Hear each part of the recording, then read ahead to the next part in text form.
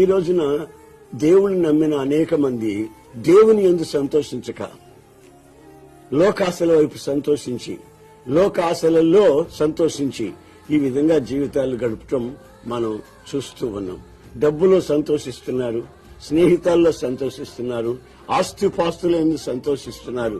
కానీ తాను పొందిన రక్షణలో సంతోషించే వాళ్ళు అరుదుగా కనిపిస్తారు. నీ వ్యక్తిగత జీవితంలో నీ హృదయం దేవుని ఎదుట ఒకవేళ నీ దృష్టికి మంచిగా అనిపించవచ్చు, నీ కుటుంబస్తులు నువ్వు చేసేది కరెక్టేనని అనిపించవచ్చు, కానీ దేవుని ఎదుట నీ హృదయము సరి అయినదిగా ఉందా లేదా అనేది నువ్వు తప్పనిసరిగా పరిశోధించుకోవాలి. కారణం ఏంటంటే నీ జీవితంలో జరుగుతున్న కలవరాలన్నిటికీ దేవుని ఎదుట సరిగ్గా లేకపోవడం, పాపం గూడు కట్టుకోవడం, స్వార్థం ఇండుగా ఉండటం, నీ వ్యక్తిత్వాన్ని అది పాడు చేస్తున్న సంగతి నువ్వు గుర్తించాలని